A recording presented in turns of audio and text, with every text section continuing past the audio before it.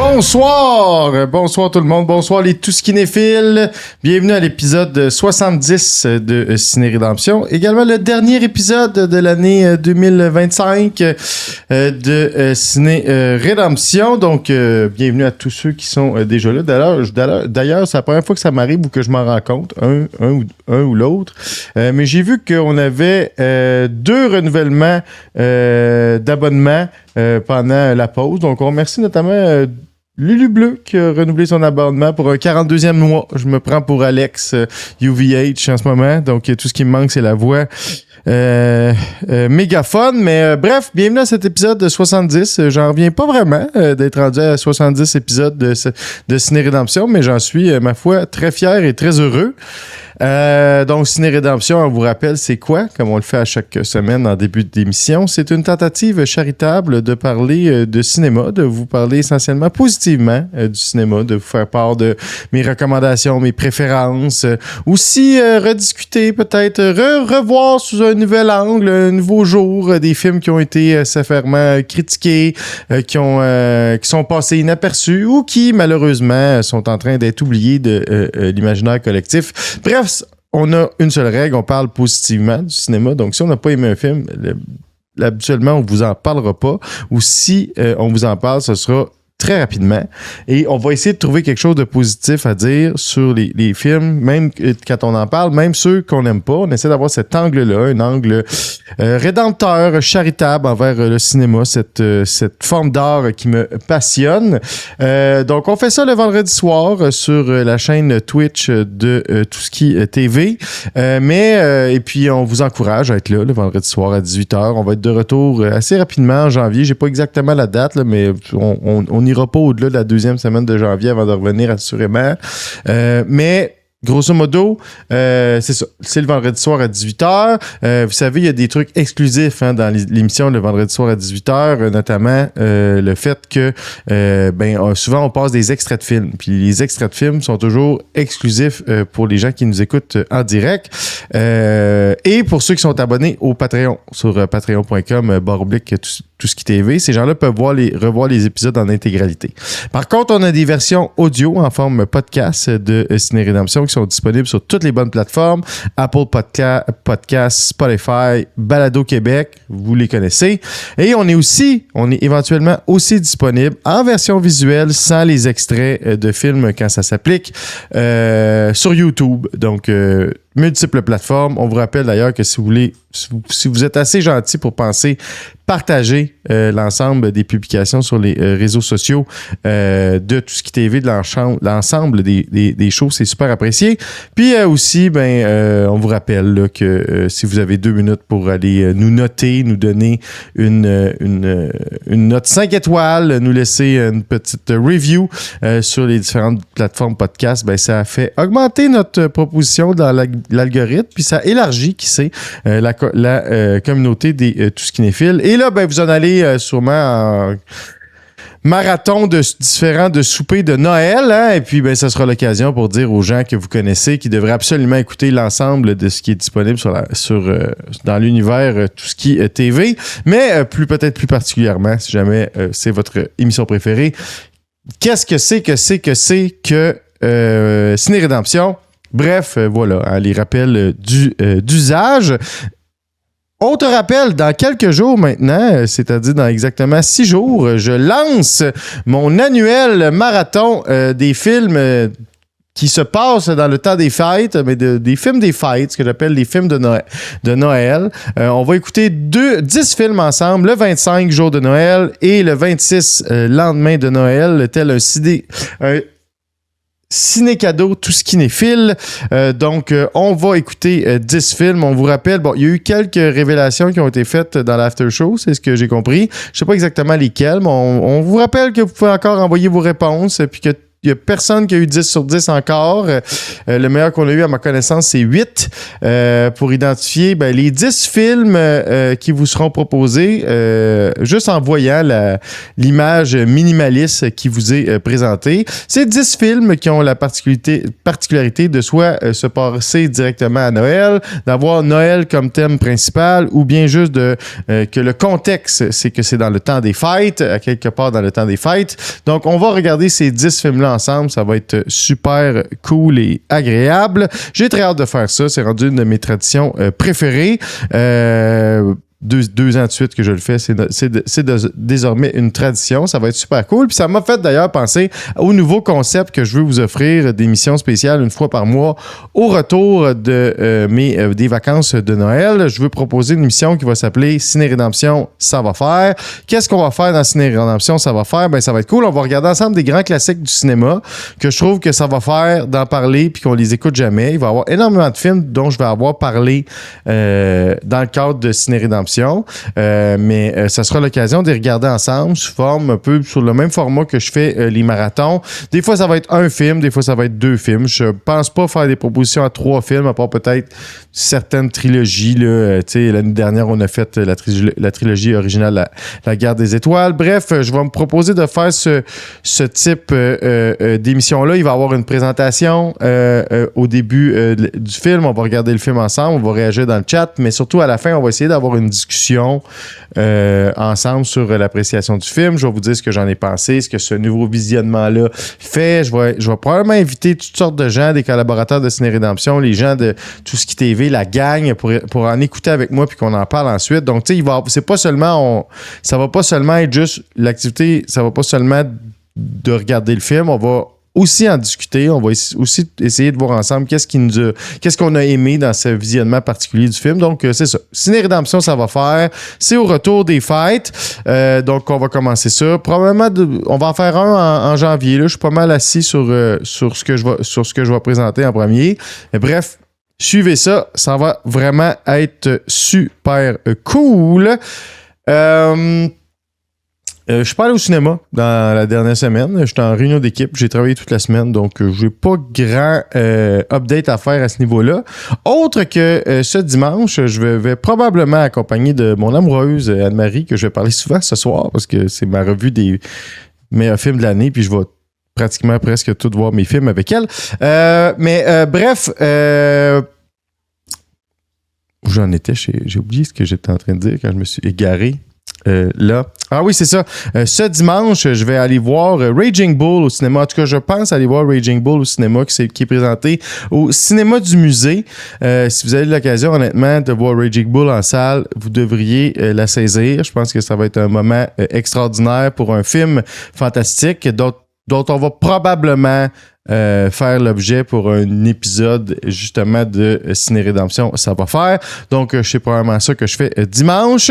Mais à part peut-être prendre un temps pour aller voir le nouveau slasher de Noël qui est un remake Silent Night, Deadly Night, je dois dire que c'est pas une saison des fêtes qui m'intéresse particulièrement.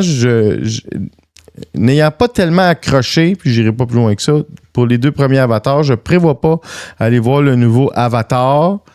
Fait que je sais pas si je vais retourner au cinéma en 2025, en fait, pour aller voir des nouveaux films. En fait, je pense que non. Puis si oui, il n'y a aucune chance que ces films-là puissent se retrouver dans les 10 meilleurs que j'ai vus cette année. Donc, c'est pour ça que je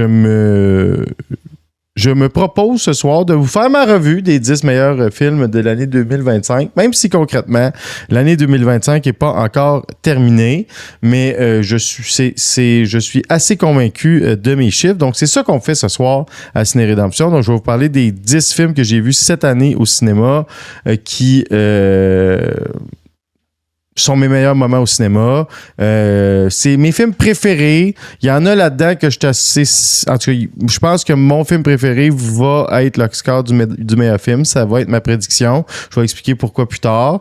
Mais bref, c'est mon palmarès des 10 meilleurs moments que j'ai eu au cinéma cette année. Mes 10 films préférés. Je pense pas que c'est une liste objective, c'est une liste subjective, des films qui m'ont particulièrement marqué dans le courant de l'année, puis que j'espère que vous vous donnerez l'occasion de voir si vous n'avez pas encore vu ces films-là. Je tiens à dire que 2025 a été une année vraiment fast en termes de cinéma. Faire cette liste-là, ça a été incroyablement compliqué.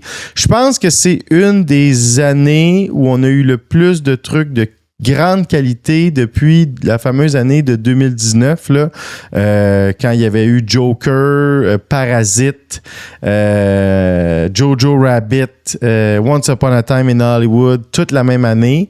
2025, à mon avis, c'est une année comme ça. Il y a certaines mentions honorables là, de trucs qui n'ont pas fait ma liste cette année, dont je veux parler quand même. Je vous ai parlé il y a quelques temps de Wicked 2, Wicked for Good, que j'ai grandement apprécié. Wicked avait fait partie de mes 10 préférés, mes 10 films préférés en 2025, mais cette année, il y a tellement de trucs nouveaux qui m'ont surpris, puis qui m'ont étonné que Wicked for Good n'a pas fait ma liste. Le nouveau Superman aussi, qui a été un gros moment de mon année. Probablement mon blockbuster préféré de l'année en termes de super méga production. Donc, il n'y a pas vraiment d'autres blockbusters dans ma liste quand je regarde ça. Donc, c'est mon blockbuster de l'année. Mais même ça, mon blockbuster de l'année, un vent de fraîcheur dans le style comic book movie, une performance excellente, tant de Lex Luthor que de notre nouveau Superman. Ce film-là n'aura pas fait la cote non plus. Au début, là, je voulais vous parler de Kill Bill, The Whole Bloody Affair. Ça aurait été mon numéro 1, mais j'ai fini par vous en parler amplement longtemps la semaine dernière en me réécoutant, très honnêtement. Puis j'ai décidé que c'était pas un nouveau film. C'est pas un film de 2025. C'est une ressortie dans un format particulier d'un film de 2003, de 2002 et de 2003, faut que j'accepte la vie. C'est un de mes films préférés de tous les temps. Cette cote-là est probablement celle que je vais écouter jusqu'à la fin de mes jours quand je vais avoir envie d'écouter Kill Bill. C'était exceptionnellement bon. Je vous ai expliqué pourquoi la semaine dernière, mais ça fera pas non plus l'objet de mon palmarès. Donc, c'était quand même les 3 mentions très, très honorables dont je voulais vous parler en plus des 10 films dont je vais parler ce soir. Donc voilà, on se lance à 18h15. On commence ça ensemble sur Ciné Rédemption. N'hésitez pas à mettre dans le chat votre liste de 10 de cette année. Ça m'intéresse. Je vais prendre le temps de les lire, voir s'il y en a qui ont des différences. Donc, Pieuvre est allé voir Avatar et Pieuvre Mercier n'a pas trouvé que c'était fameux. Écoute... Je vais probablement l'écouter par curiosité quand il sera plus sur grand écran, mais je me vois pas, en tout cas. Mon temps des fêtes est trop occupé pour que ce soit pour ça que je vais faire de l'espace. Mais bref, hein, la règle ici, c'est qu'on en parle positivement, fait que je m'arrête ici. Mais on commence ça et comme je vous dis, n'hésitez pas à nous mettre votre liste de 10 films. Donc, un film que j'ai revu récemment, j'ai accompagné mon père qui voulait aller voir ce film-là. Mon père est un grand passionné de l'histoire de la Deuxième Guerre mondiale. On partage cette passion-là parmi tant d'autres ensemble. Donc, on est allé voir Nuremberg ensemble. C'est mon 10e film de l'année. Je dois avouer que quand je suis allé voir ça, je pensais que ça allait être intéressant, mais je pensais pas que ça allait être dans mes 10 meilleurs films de l'année. J'ai trouvé ça vraiment fantastique. J'ai été surpris par ce film-là, qui est réalisé par James Vanderbilt, qui met en vedette Michael Shannon, qui joue l'avocat qui avait... le procureur qui avait comme tâche de... Comment dire... d'être le représentant de la partie accusatrice dans le tristement célèbre procès de Nuremberg. Quelqu'un qui s'appelait Justice, ça s'invente pas, l'avocat qui a représenté les Alliés pendant le procès de Nuremberg, son prénom c'était Justice Robert Jackson. Ça met en vedette Russell Crowe, qui est révélation et ma surprise du film dans le rôle de Hermann Göring.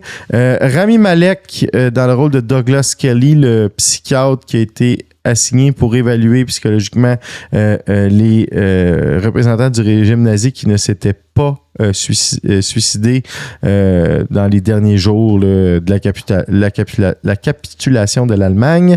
Lilia Peckman, Colin Hanks, John Slattery, Richard E. Grant, Ben Miles. C'est ça. Grosso modo, ce film-là, c'est un thriller psychologique, puis aussi un court movie.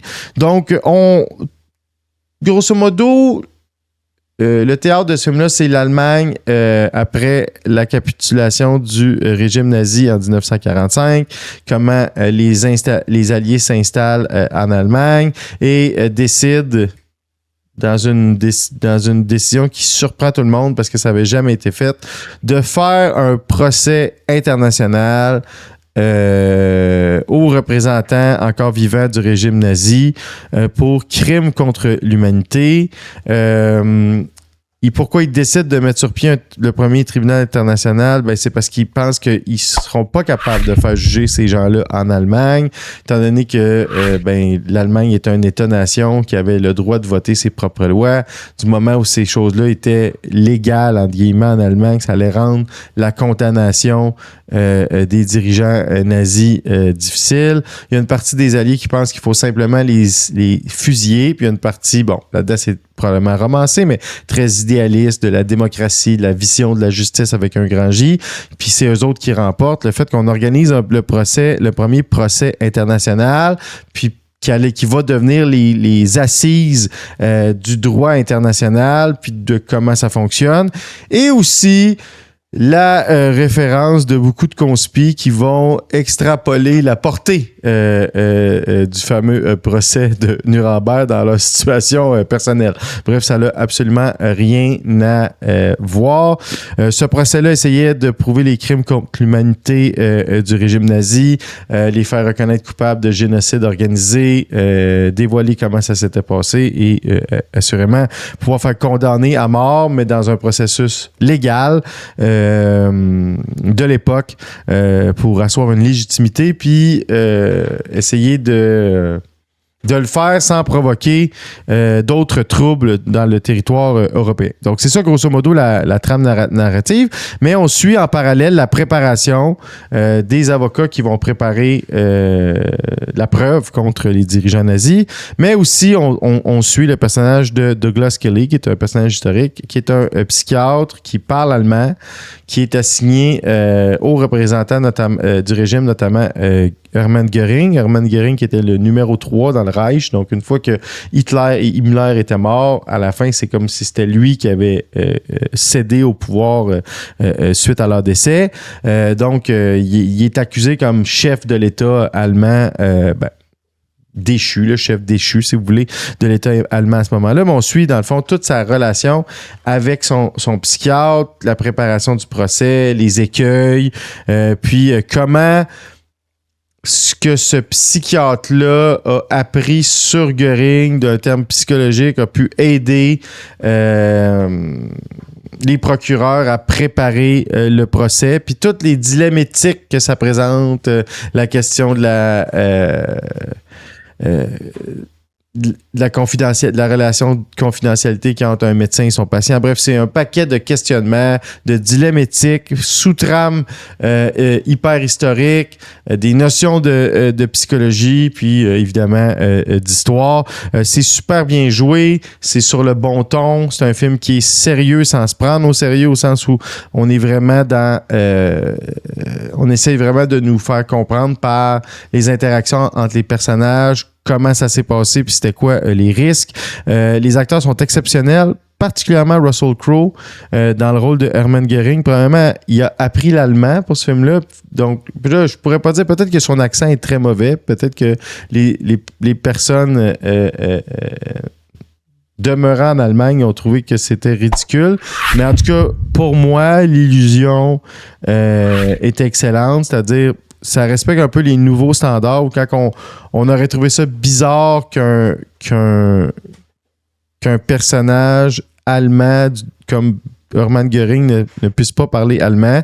Il finit par parler anglais parce que c'est comme ça que ça s'est passé dans la vraie histoire. Il savait parler anglais, puis il y a eu la majorité des discussions avec son psychiatre en anglais, mais c'était très bien amené. Il y a des personnages qui parlent pas un mot d'anglais, qui ne parlent que allemand du début jusqu'à la fin du film. Donc, ça nous aide à avoir une espèce de relation de réalisme avec la situation. Puis, il est vraiment, vraiment très bon. Puis, les discussions qu'ils ont entre lui puis Douglas Kelly, c'est les moments les plus intéressants du film, aussi horrible puisse être le personnage, évidemment.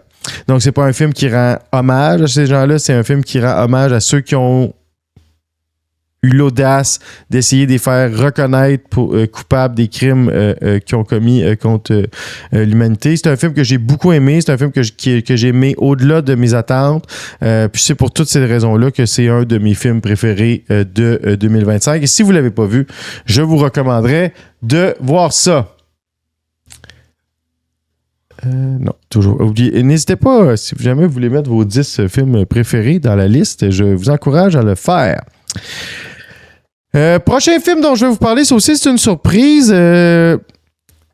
J'avais un bon feeling à cause de l'opus précédent, puis aussi d'un film d'animation dans cet univers-là qui est sorti dernièrement. Mais j'avoue que quand ça a été annoncé que c'était un film qui allait être 13 ans et plus au lieu de R-rated, j'étais un peu inquiet parce que l'univers du Prédateur, à mon avis, c'est un univers qui doit assumer la part de violence là, qu'elle inclut. Mais contre toute attente, Predator Badlands m'a incroyablement impressionné. Je considère que c'est un des meilleurs de la franchise Predator. Ça a été réalisé par Dan Trachtenberg, le même réalisateur que Prey, qui était le plus précédent. Non, c'est pas Wasteland, hein, c'est Badlands. C'est pas la bonne affiche. Bon, mais... En tout cas... c'est pas grave. C'est bien Predator Badland dont je parle. C'est un film qui met en vedette Ellie Fanning, Dimitrius Schuster, Cameron Brown, Alison Wright, Ross Duffer et Matt Duffer. Qu'est-ce que ça raconte, Predator Badlands? C'est la première fois dans un film Predator qu'on change la perspective du personnage autour duquel on organise le film. Normalement, ce qui est classique dans un film de Predator, c'est qu'on organise le film autour du personnage qui va être celui qui va survivre au prédateur. Puis, tu sais, on suit la chasse du prédateur dans lequel le prédateur est l'antagoniste qui essaye de tuer un groupe de gens, puis il y en a une de ces personnes-là qui va surmonter les avances physiques, d'entraînement, de technologie qu'il y a pour appuyer sa chasse, puis c'est un peu, c'est ça, il se fait avoir par un worthy opponent. Dans ce film-là, on suit en fait un prédateur qui s'appelle Deck, qui veut se faire reconnaître par son clan de prédateurs comme étant un bon chasseur. Puis on comprend assez rapidement que c'est une société qui n'a pas vraiment de bon sens, dans laquelle on est violent avec les enfants, on les humilie, soi-disant pour les rendre plus forts, un peu ça. Puis que bref, il finit par avoir un gros conflit avec son père, puis pour à la fois se venger et lui prouver, parce que son père va tuer son frère qui va prendre son bord, pour se venger et lui prouver à quel point il s'est trompé, il va se donner comme objectif d'aller tuer la seule bête, la seule créature dans l'univers jusqu'à maintenant qui effraie les prédateurs. Puis c'est une créature qui est censée être, invincible. Il va se rendre sur une planète isolée, puis le film est autour de sa chasse, de ce qu'il va découvrir autour dans cette chasse-là, puis comment ça va changer ses perspectives, comment ça va changer la personne qui est. Il va se lier d'amitié avec une androïde qui est jouée par Ellie Fanning, donc ça vient vraiment confirmer l'union entre l'univers de Predator puis de Aliens, parce que c'est une androïde de la compagnie Weyland-Yutani, là, qui est la compagnie dans Aliens également. La relation entre les deux personnages est vraiment bien faite. C'est vraiment un personnage qui est attachant. Il n'y a aucune baisse du niveau de violence dans ce film-là. C'est juste que, étant donné que le prédateur tue jamais d'humains, puis que c'est juste du sang bleu, puis du sang vert, puis du sang mauve, parce que c'est des extraterrestres qui tuent, entre guillemets, puis des robots, ben, ça peut être aussi violent puis aussi graphique que d'habitude. Ça compte pas comme du sang, fait que ça fait en sorte que le film est pas classé R-rated. C'est hyper, comment dire... hypocrite. Puis honnêtement, il y a bien des moments où je me suis dit que quand il tue des robots, je me suis dit ça aurait quand même été incroyable, encore plus badass et incroyable si ça avait été des êtres humains. Mais honnêtement, le film est tellement bien ficelé, l'histoire est tellement bien montée, les personnages sont tellement bien attachants. Puis ces scènes-là sont quand même bien orchestrées, sont super bien faites, sont super excitantes. Ça fait en sorte que ça vient juste nous faire au lieu d'être une profonde déception, c'est juste un nitpick. Puis ça vous dire à quel point le reste du film est de grande qualité. Puis mon ami Alex, avec qui je suis allé voir ce film-là, me faisait remarquer que si ça fait en sorte qu'il y a des parents qui peuvent amener leur ado découvrir Predator à travers ce film-là avant de pouvoir le présenter, ceux qui sont un petit peu plus hardcore, mettons, c'est quand même le fun qu'il ait trouvé une façon, sans faire le sacrifice de ce qu'on voit à l'écran, de faire un Predator plus familial. Mais bref, Predator Badlands, excellent film. Je pense que c'est encore au cinéma. Fait que si jamais vous ne l'avez pas vu, vous pouvez encore vous dépêcher d'y aller. C'est vraiment exceptionnellement bon. Prochain film dont je vais parler, une autre surprise. J'ai eu bien des surprises cette année. Donc, moi, j'ai un ami qui s'appelle Marc Saint-Onge. Je ne sais pas s'il nous écoute, je le salue si c'est le cas, qui tripe vraiment sur les autos. Okay? Moi, si on me connaît, c'est pas... J'aime certaines autos, mais c'est parce qu'ils ont joué un rôle clé dans les films. Tu sais, mettons, moi, j'aimerais... Si j'avais pas de limite de dépenses m'acheter une auto, je m'achèterais une Mustang verte forêt 68 comme The Bullet ou bien la Aston Martin DB5 de Goldfinger. Moi, j'achèterais ces autos-là ou une DeLorean. J'aimerais ça avoir une DeLorean. C'est à cause que c'est c'est à cause de comment ils ont été utilisés dans certains films que j'aime ces autos-là. Lui, il trippe sur les voitures, il trippe sur les chars, il trippe sur la course. Sa franchise préférée, c'est Fast and Furious, mais en même temps, il aime pas la majorité des films. Il aime juste essentiellement les 3 premiers qui sont sur vraiment les courses de rue automobiles. Donc, il capote, il est mécanicien, c'est sa passion. Il aime autant les chars que moi, j'aime le cinéma. Fait que ce que j'aime faire quand il y a des films de course, j'aime ça lui recommander, puis encore mieux, j'aime ça aller les voir avec lui. Hein. J'y avais recommandé parce que ça avait été une des grandes surprises d'une autre année. Ça aurait probablement... Je faisais pas encore Ciné Rédemption à ce moment-là, mais moi, j'avais adoré Gran Turismo, ça m'avait complètement jeté à terre, ce film-là. Fait que là, cette fois-là, j'avais l'occasion d'y aller avec lui. Fait que j'ai dit, hey, on va-tu voir F1 ensemble, tu sais, puis j'allais trouver ça intéressant d'avoir son take à lui, comment il voit ça. Il a-tu trouvé intéressant comme fan de course automobile, comme fan d'automobile en général? Est-ce qu'il a apprécié le film? Puis je m'étais dit, il y avait des...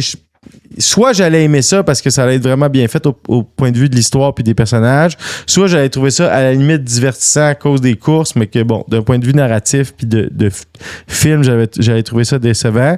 Puis ben par chance, ça a été au-delà de mes attentes. J'ai trouvé ce film-là fabuleux. Ça vient confirmer, tant qu'à moi, que Brad Pitt, c'est le nouveau King of Cool, tu sais, au sens de comment, juste sur la photo, c'est incroyable, il a eu 63 ans cette semaine, le grand-père là, qui est sur la photo qu'on regarde en ce moment, 63 ans. Excellent film. Ça l'a confirmé comme étant le King of Cool. Il est tellement cool, son personnage, dans ce film-là. Donc, qu'est-ce que ça raconte, F1? Mais grosso modo, c'est un film qui, à travers une histoire qui est anecdotique, nous fait entrer dans l'univers de la F1. OK? Fait que le film prend vraiment beaucoup de temps pour nous expliquer comment ça fonctionne, une équipe de F1. C'est quoi le rôle de chacun dans une équipe de F1? Comment on se prépare à une course dans une équipe de F1? Comment ça fonctionne, les stratégies? Comment on décide ça? À quel point, tu sais, vraiment, tu sais, le message du film, c'est qu'en fait, la F1, ça a l'air d'un sport individuel, mais c'est un sport d'équipe. C'est un peu ça, la trame narrative. Puis c'est 2 personnages. C'est un peu un body movie, là, parce que c'est comme 2 personnages qui doivent apprendre à cohabiter et à travailler en équipe ensemble. Donc, on suit d'un côté le personnage de Sonny Hayes, qui est un espèce de passionné de course. On comprend qu'il n'est même pas tant là pour l'argent ou la gloire, il est là pour l'amour pur de la course. Ça, c'est le personnage, évidemment, de Brad Pitt. C'est quelqu'un qui a déjà couru à F1, qui a déjà eu qui a déjà été vraiment prometteur, mais qui à certains moments a pris des mauvaises décisions, puis ça a fait en sorte que ça l'a nuit à sa carrière, puis il y a eu un accident puis une blessure, puis là, il a été rétrogradé à des niveaux inférieurs, ça l'a un peu rendu cynique, fait qu'il fait plus vraiment d'efforts pour essayer de se retrouver un volant, il fait juste le plus de courses possible, puis il gagne tout. Puis là, au début du film, il sort juste du 24 heures de, pas Le Mans, là, celui aux États-Unis, le Daytona 500, en tout cas, l'autre grosse course, puis il gagne. Puis là, après ça, il s'en va. Il continue pas la saison, il a juste gagné la plus grosse course de la saison, juste pour prouver que c'est un amoureux de la course, puis que quand tu lui donnes un volant, il gagne.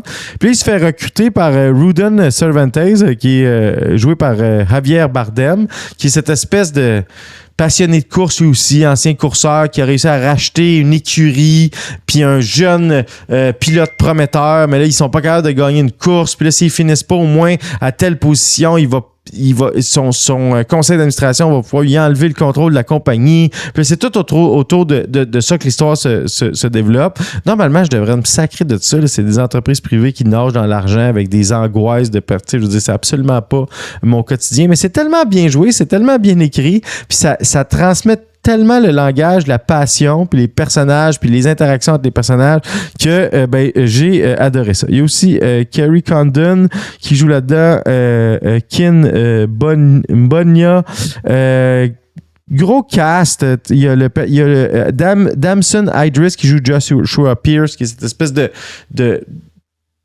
de recrue prometteuse de la nouvelle écurie qui s'appelle Apex. Puis tout le film est à propos de leur rivalité, comment ils apprennent à travailler ensemble, les stratégies. Mais tu sais, le personnage principal, c'est vraiment le personnage de Brad Pitt, qui est cette espèce de vieux routier-là qui vient donner son expérience, puis qui lui-même devient moins... On parlait des Grumpy Old Men, là, c'est comme son premier... C'est comme un peu ça, le fond de son personnage. Il est un peu Grumpy Old Man-esque là-dedans, Brad Pitt. Bref, c'est vraiment super intéressant ce qui se passe. Puis à ça s'ajoutent les scènes les plus épiques de course automobile que j'ai jamais vues au cinéma. Je veux dire, puis les films de course automobile, quand les courses sont bien filmées, c'est tout le temps quand même excitant là, à regarder. Puis ça, c'est les meilleurs que j'ai jamais vus dans ma vie. Donc, c'est filmé de manière incroyable, c'est des prises de vue de manière incroyable. À plein de moments, on est dans la voiture avec les gens. Il y a plein de passes qui ont été filmées avec des pilotes, dont Lance Stroll, notamment Lance Stroll, qui ont filmé avec des pilotes dans les voitures pour rajouter à la... Comment dire?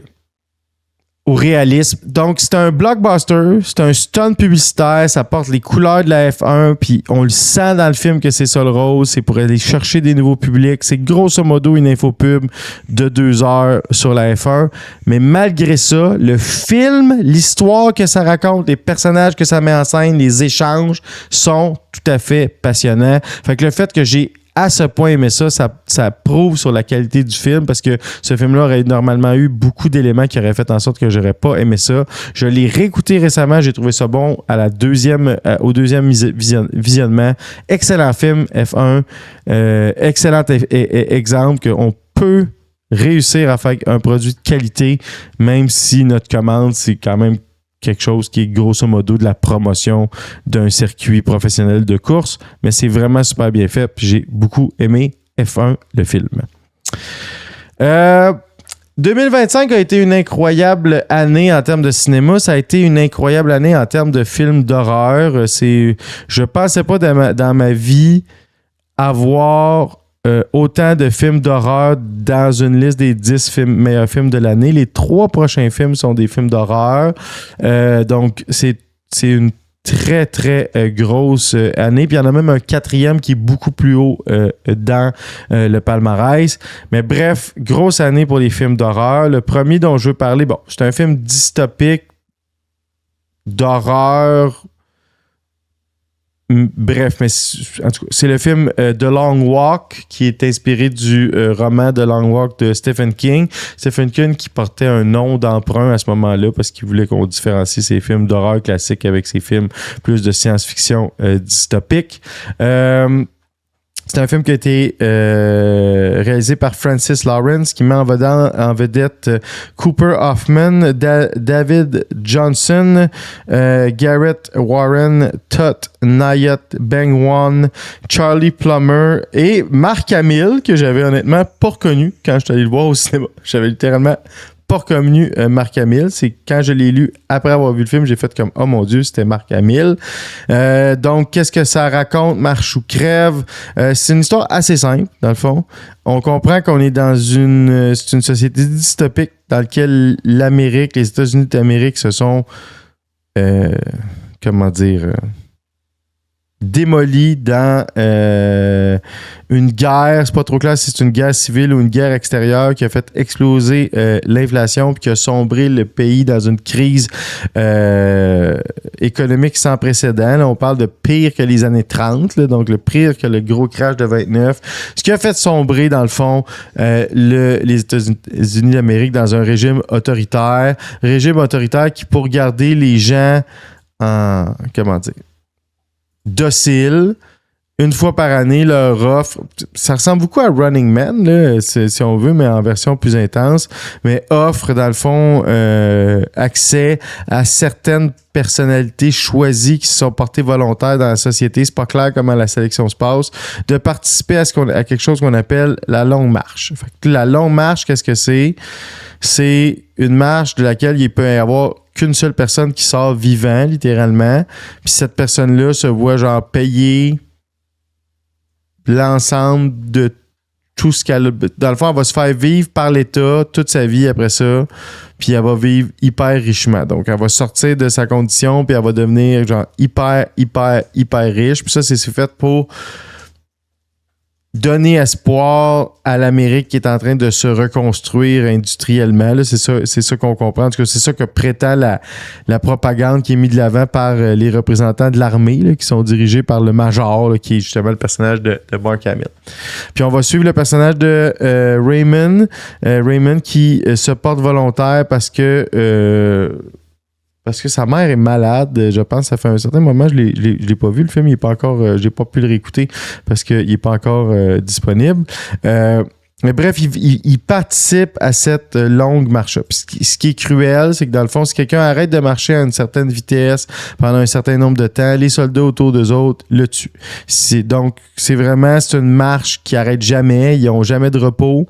Puis c'est le dernier qui réussit à survivre qui gagne, mais ça veut dire que tous les autres sont morts. Puis ils sont morts de manière hyper graphique. C'est un film qui est très gore. C'est ça qui est le côté horreur classique à Stephen King. C'est un film qui est très angoissant. C'est un film qui est très inquiétant. Puis là, on vit juste la marche avec ce groupe-là particulier dans la perspective du personnage de Raymond. Puis là, c'est toutes les... Tu sais, il marche pendant... Je me semble que c'est pendant 14 jours ou plus sans arrêt. Ça fait que nécessairement, ils discutent, ils se développent des relations à travers cette marche-là, même des amitiés. Ils se font des promesses, ils essaient de s'encourager. C'est leur humanité qui est mise à rude épreuve à chaque fois parce que à chaque fois qu'il y en a un qui meurt, tout le monde est comme horrifié, fâché. Ils sont comme en colère, mais en même temps, s'ils participent à ça, c'est parce qu'ils savent que s'ils survivent, c'est parce que tout le reste va être mort. Fait qu'il y a tout le temps cette espèce de dualité puis de dichotomie entre ces enjeux éthiques-là. La cinématographie de ce film-là est hyper simple, mais hyper réussie. Là, c'est magnifique, les prises de vue. On sent la chaleur, c'est vraiment une dystopie qui est bien réussie parce qu'on sait pas vraiment on est en quelle année, le look des gens, c'est pas clair. C'est-tu des trucs des années 50, 60 ou c'est plus la version réactualisée? On dirait qu'il y a certains personnages qui ont l'air d'être tirés des années 30, d'autres de mode un petit peu plus récente. Donc, on est vraiment dans un flou de on est où, on est en quelle année. Tout ce qu'on sait, c'est qu'on est aux États-Unis. C'est juste le concept qu'on connaît. Donc, la dystopie est vraiment réussi dans ce film-là. Puis le jeu des acteurs est vraiment exceptionnel. À chaque fois qu'il y a quelqu'un qui meurt pendant la marche, on sent l'authenticité dans les personnages. Les dialogues sont super bien réussis. Fait que vraiment, The Long Walk, c'est un de mes bons moments au cinéma cette année, puis c'est un film que je vous recommande. C'est un des très bons films là, sur l'œuvre de Stephen King que j'ai vu dans ma vie. Donc, je vous recommande vraiment fortement ce film-là. Prochain film dont on va parler, c'est un autre film d'horreur. C'est un film que j'ai vu avec mon amoureuse Anne-Marie. Salut. On a vu ça l'été dernier. On était quelque part en Scandinavie. Je ne me souviens plus si on était encore si on était au Danemark à ce moment-là, ou si on était en Suède, ou si on était toujours en Norvège. Mais on était dans les pays scandinaves, on est allé voir ce film-là parce qu'on a vu on se tenait au courant quand même des previews. C'est un film qui a été réalisé et écrit par Zach Cregger, qui met en vedette grosse distribution aussi, Julia Garner, Josh Brolin, Alden Ehrenreich, Scarlett Cher, Carrie Christopher, Jason Turner, Benedict Wong, Annie Jewell, Ali Birch, Michael Gene Conti. Excellent film d'horreur, excellent film de sorcière, un des meilleurs films de sorcière de tous les temps. Je pense pas que c'est un punch de le révéler aujourd'hui que c'est un film de sorcière. Qu'est-ce que ça raconte? Ça raconte... C'est vraiment intéressant comment c'est fait parce que c'est un film qui est fait... On suit l'histoire à travers un montage recoupé. Donc, il y a toujours, on revoit toujours les mêmes événements, mais dans la perspective de personnages différents. Personnages qui se rejoignent pour le dernier acte. Donc, le seul moment où on a une perspective qui est commune puis qui a une seule temporalité, c'est à la fin du film. Tout le restant du film, on revit les événements puis on comprend comment l'histoire se développe dans la perspective de plusieurs personnages différents. Le personnage de Justine, le personnage de Archer en majorité, le personnage de Paul aussi qui est joué par Alden Ehrenreich. Donc, essentiellement, puis aussi le personnage de, je veux juste m'en souvenir, là, celui qui fait le drogué, Austin Abrams qui joue James, qui est un junkie qui se trouve mêlé à toute cette histoire-là. Donc, grosso modo, dans une petite ville, un soir, tout en même temps, à la même heure, tous les enfants d'une même classe au primaire, en plein milieu de la nuit, quittent la maison en courant, puis ils disparaissent, puis personne ne sait où ils sont, on n'a aucune trace. Tout ce qu'on a, c'est des vidéos, des différentes sonnettes qui voient toutes courir de la même façon, là, avec les bras derrière eux, comme sur l'image, toutes dans la même direction. Personne ne sait où ils sont. Puis là, ben, ça crée une panique dans la ville. Il y a toutes sortes de théories. Évidemment, dans la classe, il y a juste un petit gars qui lui, n'a pas disparu. Les gens accusent l'enseignante de sorcellerie. On veut savoir pourquoi ce petit gars-là en particulier a survécu. Justine, un des trois personnages qu'on va suivre essentiellement, c'est la professeure de cette classe-là. Fait que c'est à la fois un film qui nous fait voir comment un événement comme ça peut rendre les gens comme méchant, fait qu'il y a plein de gens, notamment le personnage de Josh Brolin, qui vont à plusieurs reprises dépasser la limite, être violent, être agressif, être menaçant avec le personnage de Justine. Mais en même temps, on comprend leur perspective, parce que ça doit être super angoissant que juste comme ton enfant disparaisse, puis il y a personne qui est capable de le trouver. On va voir l'enquête qu'on va faire le personnage de Archer, de Josh Brolin, pour essayer de comprendre ce qui est arrivé. On décortique tout un peu le côté occulte de tout ça. Il y a un niveau enquête, il y a un niveau révélation. Puis là, tout ce qui est autour de la sorcière dans le film, qui est la cause de tout ça, est hyper terrifiant. L'actrice qui fait la sorcière est juste extraordinaire.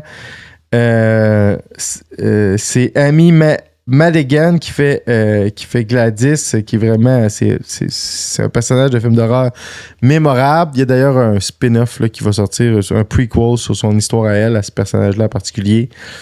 Je veux pas trop vendre de punch, mais c'est grosso modo ça le film, puis c'est vraiment super bon. C'est un film qui nous fait passer toutes sortes d'émotions. Évidemment, la terreur, la peur, la crainte, mais aussi le malaise, l'inconfort, l'empathie. C'est vraiment un film qui est réussi. Les dialogues là-dedans sont extraordinaires. La séquence d'événements, comment on la découvre, c'est super original, c'est super riche. C'est un film qui est vraiment terrifiant. Là. C'est rare qu'un film d'horreur réussisse à me faire peur. Puis quand un film d'horreur réussit à me faire peur, je suis tout le temps très content. Puis j'ai eu des vraies frayeurs à plusieurs reprises dans ce film-là. Vraiment, là, c'est un des films d'horreur de la décennie. Il y en a plusieurs cette année. Grosse année pour le film d'horreur. Puis le film Weapons, c'est magistral à mon avis. Donc, je vous recommande de l'écouter. Là. Il est disponible sur certaines plateformes en ce moment. Donc, si jamais vous avez l'occasion d'écouter Weapons, c'est une de mes grosses recommandations de l'année parce que c'est excellent. Voilà, ça fait déjà 5 films. Il m'en reste 5 à vous présenter. Mais avant ça, on va aller du côté des petites annonces qui vont nous dire notamment ce qui va se passer demain à Bottine Hurlante ou tout de suite après à Maillet TV. Donc, on revient au bout des messages. Come on, boys! Reunion first! Be careful, Charles! Bottine Hurlante!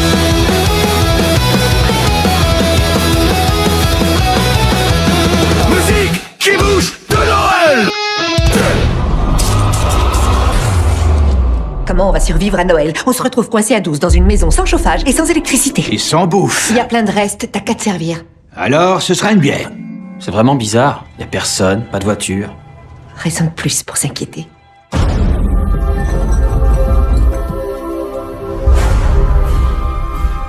Qui a fait ça? Saint-Nicolas ne se montrera pas cette année. À sa place viendra un esprit bien plus ancien. C'est Krampus. Lui et ses acolytes ne sont pas venus donner, mais prendre.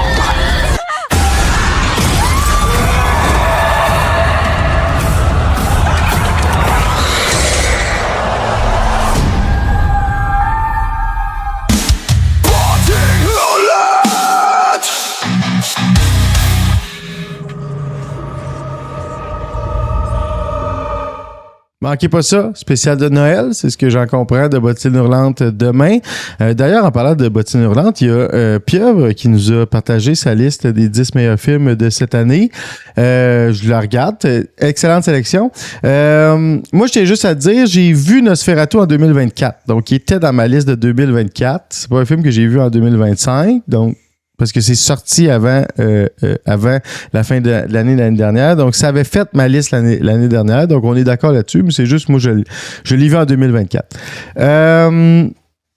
Ville et Misérable, c'est vraiment un bon pic. J'ai vraiment aimé ce film-là. C'est assurément une mention honorable. Je suis d'accord avec ça. Il y en a plusieurs que j'ai pas vus. Frankenstein, j'ai adoré ça aussi. Ça aurait pu être dans mes mentions honorables. Ça mérite ça. Ça faisait partie de la discussion. Bring Her Back, je serais pas allé jusqu'à une mention honorable, mais j'ai vu ce film-là. J'ai beaucoup aimé ça aussi. Donc, plein d'excellents choix dans la liste de le Pieuvre Mercier. Tu vas voir qu'il y a plusieurs que très bientôt, on va se ressembler pas mal. Prochain film dont moi j'ai envie de vous parler, en position numéro 5, c'est 28 ans plus tard. Un film de Danny Boyle, scénario de Alex Garland, mettant en vedette Jodie Comer, Aaron Taylor Johnson, Ralph Fiennes, Rocco Aines, Kim Allen, Sunny Bachelor, Affie Williams, Christopher Furlord et Amy Cameron.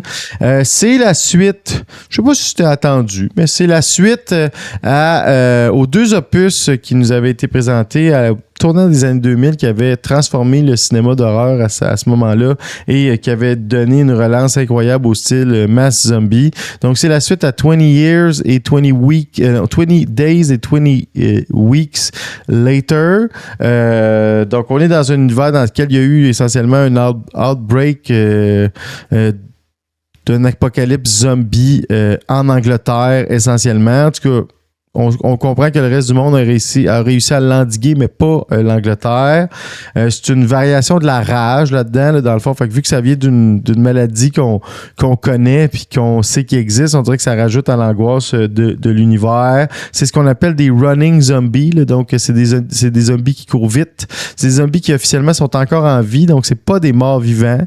C'est vraiment, ils ont un virus qui est la rage. Mais quand tu réussis à le tuer d'une manière qui tuerait un être humain normal, ça meurt. Là, donc, c'est pas des morts vivants.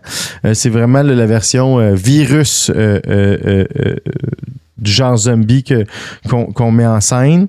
Donc, on retombe dans cet univers-là, très anglais, très ambiance anglaise. Tu sais, je me souviens dans le premier, ce qui était extraordinaire, c'est ça, là, tu sais, c'est que c'est quelques jours après le outbreak, puis tout est encore en place, tu sais, mais tout est comme détruit, mais pas encore au maximum. Là, on est vraiment dans... ça fait penser un peu à Last of Us comme ambiance, c'est-à-dire on est longtemps après le outbreak, on est dans un univers où les êtres humains qui sont encore en vie, qui ont survécu, se sont adaptés, qui a créé une toute nouvelle façon d'organiser la vie sur cette île-là.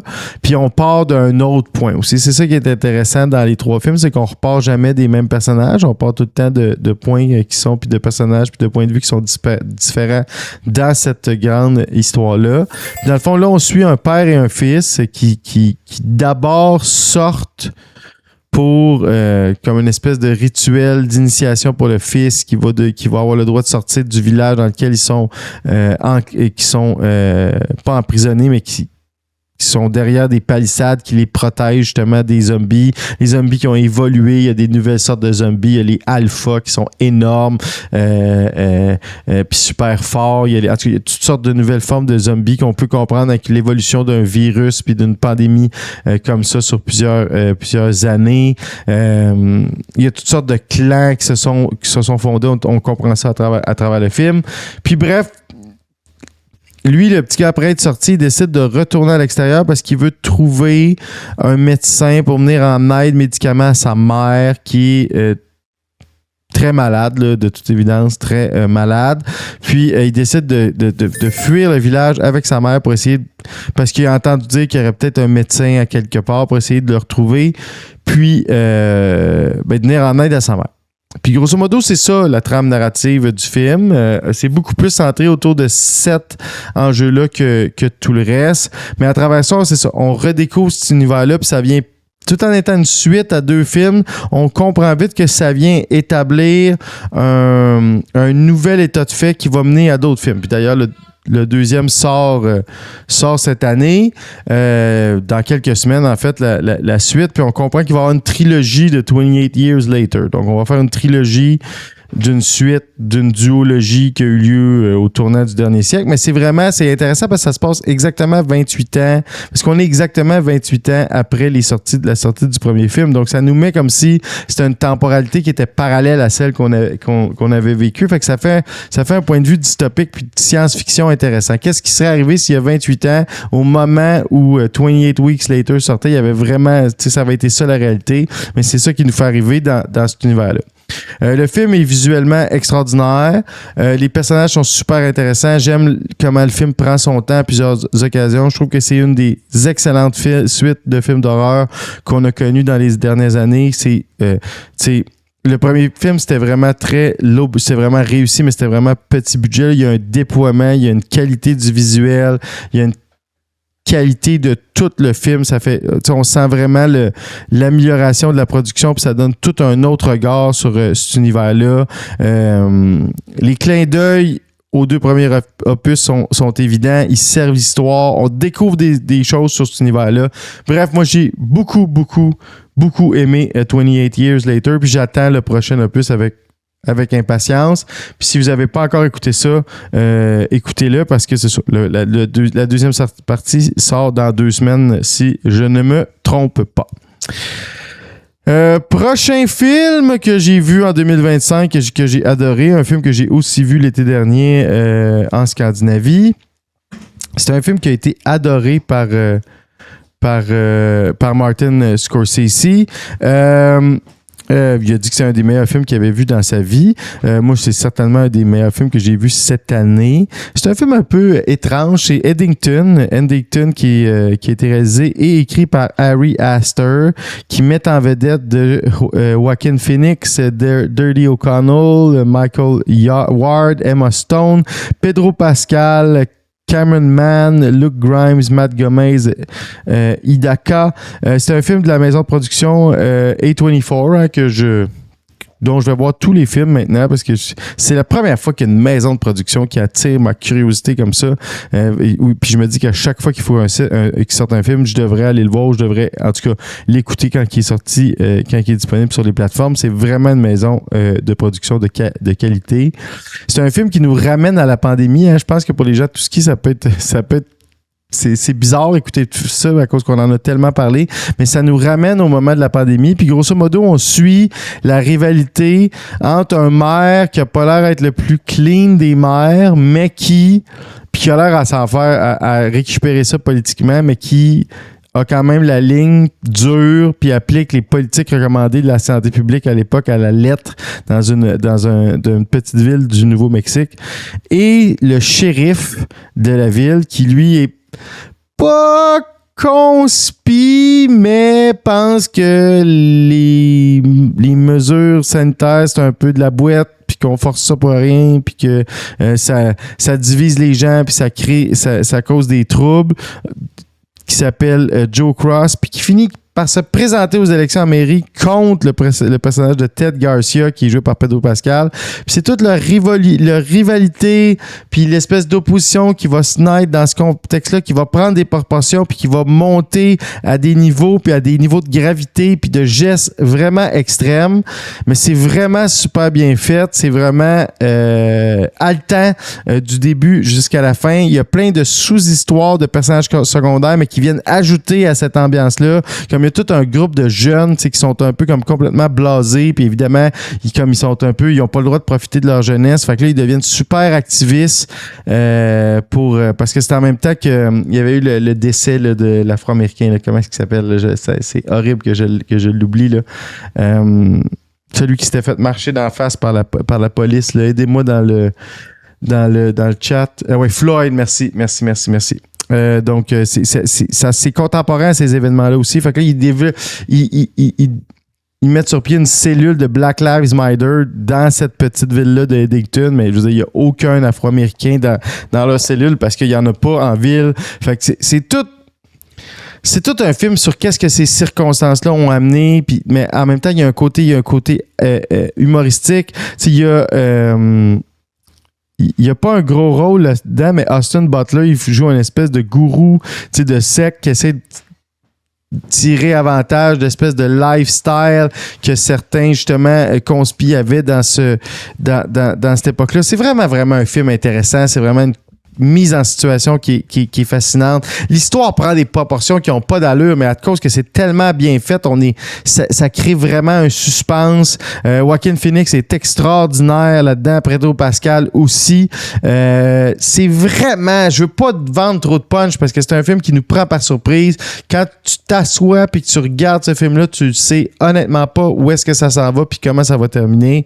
Mais bref, vous allez avoir l'impression de revivre des débats puis des discussions puis des trucs ridicules qu'on a souvent exposés, notamment à tout ce qui TV, mais aussi avant, à Ménage du dimanche, etc.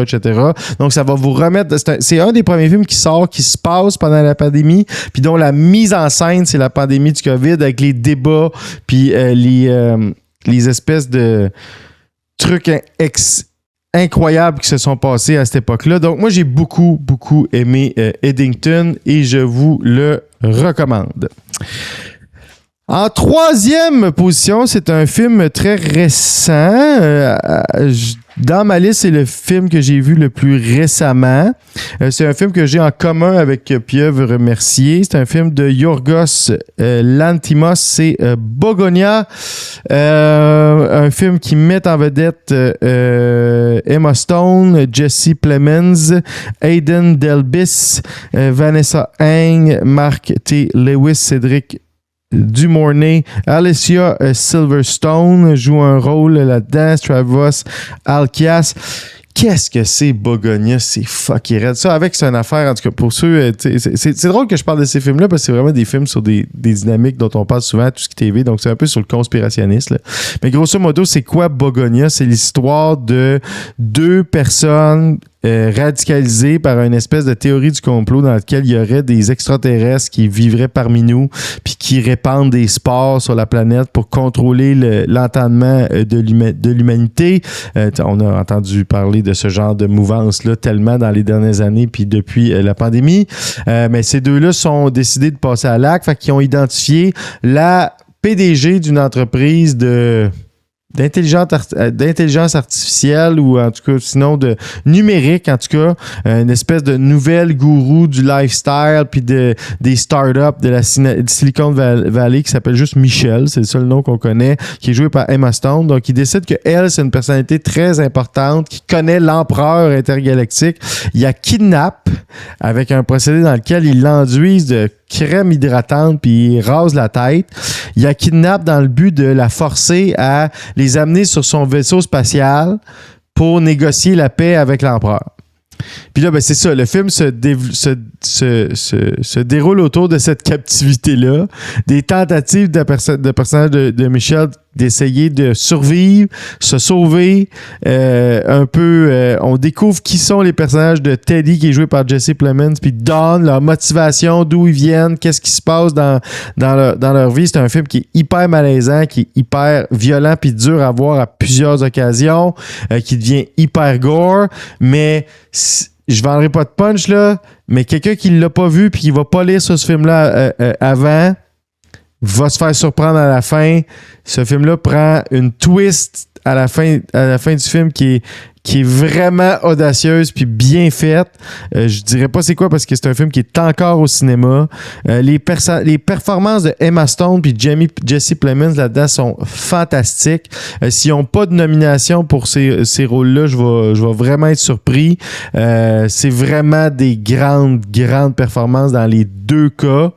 C'est vraiment un super film de science-fiction, mais thriller psychologique.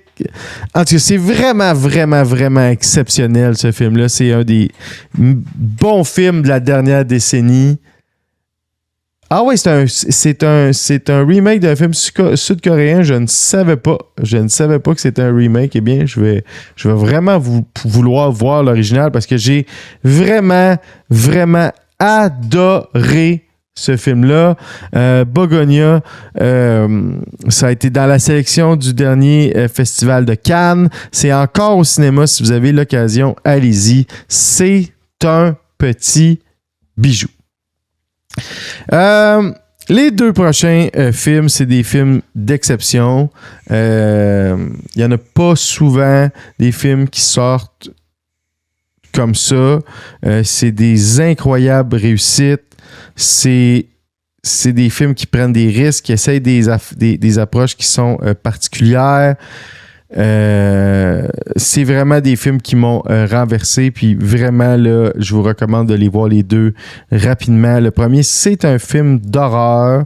Je pense qu'il va au moins être nominé à l'Oscar du meilleur film et qu'il pourrait remporter l'Oscar de la meilleure cinématographie. Le visuel de ce film-là est juste fantastique. C'est le film Sinners, écrit et réalisé par Ryan Coogler, mettant en vedette Michael B. Jordan, Jack O'Connell, Hailee Steinfeld, Miles Caton, Andreen Ward Hammond, Saul Williams, Dave Maldonado, Aiden Incarlade.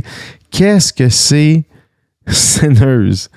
Ben, c'est deux gangsters afro-américains pendant la Prohibition qui reviennent dans leur village natal avec leur apprentissage qu'ils ont eu avec le crime organisé à Chicago pour ouvrir un speakeasy pour un endroit de contrebande d'alcool, un bar clandestin pour les Afro-Américains de leur ville natale. C'est ça leur plan, c'est ça leur projet, c'est ça la trame de fond au départ. Et là, débarque en ville par hasard un vampire dont on connaît pas tellement le background, mais on est certain qu'il est irlandais, qui essaye grosso modo d'entrer dans le bar avec les autres vampires qu'il vient juste de créer pour, évidemment, c'est ça, bouffer tout le monde. Puis à la manière un peu de From Dusk Till Dawn, mais pas exactement, le film est autour de ça. C'est-à-dire les tactiques que les vampires... Parce que, tu sais, c'est vraiment des vampires classiques. Là, ils peuvent pas voir le soleil, ils se font tuer par un pieu dans le cœur, ils sont allergiques à l'ail, ils aiment pas les crucifix. Puis il faut qu'ils soient invités pour être capables de rentrer. Fait que toutes les règles classiques de vampires s'appliquent. Là, on est vraiment dans des vampires, mettons, très, très, très classiques dans les règles. Fait que c'est tout ça qui va... C'est quoi les stratégies qu'ils vont utiliser pour faire soit sortir des gens dehors ou réussir à rentrer, transformer tout le monde en vampire, comment les gens à l'intérieur du bar vont résister, qui va devenir un vampire, qui ne le sera pas. La performance de Michael B. Jordan est à souligner parce qu'il joue deux personnages, deux frères jumeaux dans le film. Puis c'est soit que ça va être une grande réussite ou que ça va être un échec lamentable, ça. Puis c'est, dans ce cas-ci, une grande réussite. Dans le fond, on croit 100% que les deux personnages sont complètement différents. Il nous fait complètement oublié qu'ils sont joués par la même personne. Les effets spéciaux sont super bien faits. La façon dont c'est monté puis qui s'est présenté à l'écran, on y croit que quand ils sont ensemble au même endroit, on y croit. Ils ont des particularités, il est capable de jouer des regards différents. Vraiment, là, c'est un effort d'acting qui est impressionnant dans ce film-là.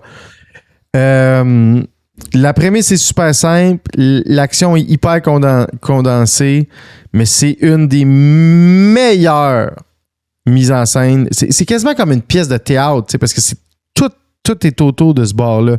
Mais c'est le visuel, c'est, encore une fois, c'est les dialogues, la musique dans ce film-là nous traverse. On est dans, c'est ça, le blues du sud des États-Unis. Il y a Muddy Waters qui fait une apparition dans ce film-là. Non, pas Muddy Waters, excusez-moi. Pas Buddy Guy qui est dans ce film-là. Hein? Ça a plus d'allure. Ouais. C'est Buddy Guy qui fait une apparition dans ce film-là. Il joue une toune dans ce film-là. On est vraiment là, dans cette espèce d'ambiance-là, puis c'est vraiment incroyablement réussi. Un des meilleurs films d'horreur des 20 dernières années, un des 10 meilleurs films de la dernière année. Je pense pas qu'il va gagner, mais je pense qu'il va au moins avoir une nomination pour meilleur film. Et il pourrait gagner meilleure cinématographie. J'espère qu'il va le gagner. J'en suis cependant pas certain. Mais le numéro 1... un autre qui aurait pu faire la coupure puis qui l'a pas fait, c'est Caught Stealing avec Austin Butler puis Zoe Kravitz, qui est exceptionnel aussi, ce film-là, qui est exceptionnel. Quelle grande année 2025. Donc Caught Stealing est aussi une mention honorable. C'est fou que la quantité de films dont j'aurais pu, dans une année normale, c'est sûr que Superman aurait fait la cote, c'est sûr que Wicked for Good aurait fait la cote, c'est sûr que Ville et Misérable aurait pu faire la cote, c'est sûr que Caught Stealing aurait pu faire la cote, c'est sûr que Bring Her Back aurait pu faire la cote. Donc c'est vraiment, vraiment une année exceptionnelle, 2025, là, je le réitère.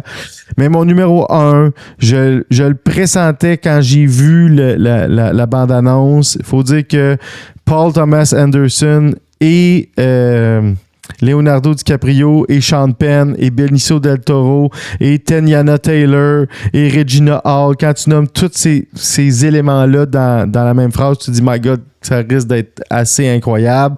Mais pour moi, le meilleur film de l'année, c'est ma prédiction pour le score du meilleur film aussi. Puis je vais assurément pas changer d'idée maintenant, j'en suis certain. C'est One Battle After Another.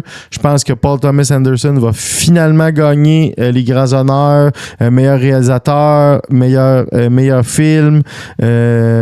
Probablement meilleur scénario aussi. Donc, je pense qu'il ne va pas revivre ce qu'il a vécu l'année de There Will Be Blood. Je pense que ça va être son année. Ce film-là est juste complètement incroyable. Il y a rarement des films d'une aussi grande qualité qui sortent. Là, c'est dans le registre des grands classiques de l'histoire. On va parler de ce film-là dans 30 ans, comme on parle de Raging Bull aujourd'hui, comme on parle de Goodfellas, comme on parle de There Will Be Blood, comme on parle de No Country for Old Men. Là, on est vraiment dans une qualité de film exceptionnelle. Qu'est-ce que ça raconte? One Battle After Another. Ça raconte l'histoire de Bob, qui est grosso modo, au début du film, un jeune homme qui est inscrit dans des groupes militants d'extrême gauche qui s'adonnent à faire du sabotage direct des politiques migratoires américaines en faisant des raids sur des camps de détention de migrants illégaux, on va dire, puis il libère. Donc, il les aide à se sauver de ce camp-là. Puis, ben, c'est ça. Hein, à travers son militantisme là-dedans, Bob, il tombe en amour avec Perfidia, puis ils ont un enfant. Hein? C'est ça la trame de départ. Puis lui, ben, ça va changer son regard à la vie. Il va juger qu'il ne peut plus tellement partir puis faire des actions directes, etc., parce qu'il y a des responsabilités envers cet enfant-là. Puis elle va plutôt nier ces responsabilités-là, puis elle va même se sauver, la mère de cet enfant-là, puis il va se retrouver à l'élever seul. Mais ce qu'on va apprendre, c'est que cet enfant-là, c'est pas sa fille à lui, c'est la fille au personnage de Sean Penn, qui est le personnage du colonel Stephen Lockjaw, qui lui est un raciste puis un fasciste américain dont le plus grand souhait est d'être membre du version modèle du Ku Klux Klan. Mais quand il va apprendre qu'il y a une fille illégitime issu d'une relation avec une afro-descendante, ben il va voir ses projets de vie puis de petits clubs de fascistes menacés. Fait qu'il va partir en quête de tuer cette dite enfant.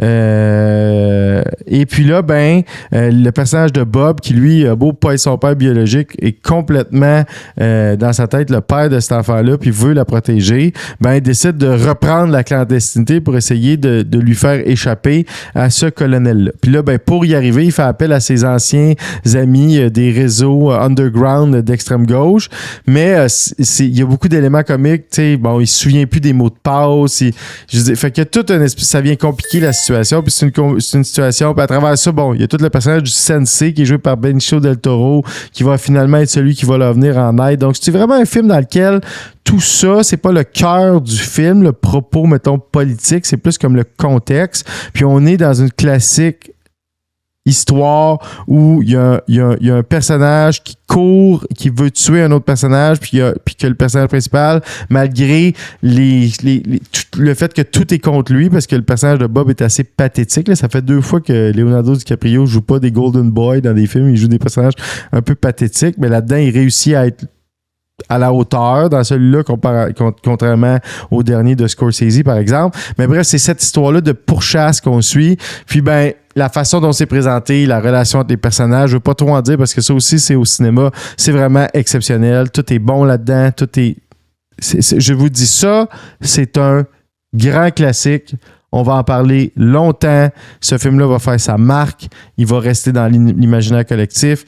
C'est un énorme film, c'est un énorme succès, c'est d'une qualité dont on voit rarement. Il n'y a pas des films comme ça qui sortent à toutes les années, je tiens à le dire. Ce film-là, il est d'exception. Moi, je prédis qu'il va gagner le score du meilleur film, assurément. Il pourrait gagner meilleur réalisateur, meilleur scénario original.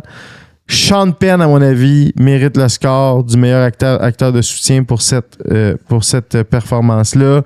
C'est vraiment, vraiment grandiose. One Bottle After Another. Si vous ne l'avez pas encore vu, il est toujours au cinéma et je vous recommande grandement d'aller voir ça. Et voilà, ça fait le tour de mes 10 recommandations, mes 10 films préférés de l'année 2025. Incroyable année de cinéma. Je pense pas que ça va être comparable l'année prochaine. J'ai regardé un peu ce qui s'en venait, là, puis je dois dire qu'on dirait que j'ai l'impression que tout le monde a accepté que ça va être Christopher Nolan, l'Odyssée, qui va remporter tous les honneurs là, avant même que ça soit sorti. Fait qu'on dirait que les maisons de production skip 2026 pour les... Il y a vraiment... C'est vrai, je regardais le line-up, là, puis jusqu'à date, je sais qu'il reste des choses à annoncer puis qu'on sait pas tout encore, mais ça va vraiment être une année qui va être moins haute en couleur que cette année. Je suis certain qu'il va y avoir plein de bons films qui vont sortir, mais vraiment, une fois tous les 10 ans ou 8 ans, on a une année d'exception qui arrive, puis ça en est une. 2025, grande année du cinéma. Grande année aussi pour Ciné Rédemption. Hein? On a fait le 50e épisode en 2025. On a fait le 70e épisode en 2025. Je sais pas si on peut peut-être en 2026 se rendre à 100. 1000! Ouais, à 1000, je pense pas qu'on va jamais se rendre à 1000. Faudrait faire ça pendant vraiment, vraiment très longtemps. Mais c'est vraiment un grand plaisir. Là. Puis je prends le temps de remercier vraiment la gang de tout ce qui de me permettre de faire ça, d'embarquer dans mes idées. J'ai pitché à Martin le projet de Ciné Rédemption, ça va faire, puis il a dit oui tout de suite. Il a dit, ben, tu réserves que les autres soient d'accord. Puis on en a reparlé tantôt, il m'a dit, tout le monde trouve que c'est une bonne idée. Il y a vraiment une belle ouverture. On peut proposer des affaires, on peut y aller à fond là-dedans. Merci vraiment aux tous cinéphiles qui sont là à chaque semaine. Là, on est il y a des semaines où on est vraiment beaucoup, je suis vraiment surpris, mais on est quand même un bon fond là, entre 60 et 80 qui sont là presque à chaque semaine pour regarder le show, qui participent dans le chat. Donc, je vous remercie d'être là, je vous remercie de commenter, je vous remercie de vous intéresser à ce que je propose. Je vous souhaite vraiment des belles fêtes. Je souhaite un joyeux Noël. Je souhaite une année 2026 extraordinaire. J'espère qu'il y en a plusieurs d'entre vous qui vont m'accompagner le 25-26 dans le marathon de films de Noël. Ça devrait finir assez tôt les deux journées pour que vous puissiez quand même aller à des soupers. Là. Fait que, je veux dire, on commence à midi, c'est pour qu'on finisse pas à minuit, 1h. Et puis, si vous pouvez juste regarder ceux dans la journée, ben écoutez au moins ceux-là. Je pense que j'ai préparé une bonne sélection. Je vous rappelle encore que si vous voulez essayez de trouver c'est quoi les 10 films. Il faut encore envoyer des réponses à la boîte à la messagerie Tout ce qui TV sur Messenger. Hein, c'est ça, Martin? Oui. Merci. Puis ben je vous souhaite puis ben c'est ça, on se voit le 25 et 26 décembre prochain. Restez à l'antenne de Tout ce qui TV, c'est la saison des rétrospectives. Probablement que je vais demander à Martin de me préparer une scène pour venir en regarder une coupe avec lui puis rire avec vous autres. C'est toujours un plaisir que j'ai. En tout cas, je me propose si jamais t'as besoin de compagnie. Sinon, profitez-en. Puis ceux qui vont être avec nous pour les différents contenus qu'on va proposer, ben on vous remercie d'avance. Merci d'être là chaque semaine. Merci pour les gens qui nous écoutent en audio, qui nous écoutent en rediffusion. Passez un super beau temps des fêtes, je me répète, mais encore une fois, merci d'avoir été là. Bonne soirée, puis on se revoit pour un Ciné Rédemption régulier en janvier. I'll keep climbing till I make it my home. And I'll soon be with Jesus round the great white throne. Though the way may seem rugged, Lord, I must travel on. I'll keep climbing till I make it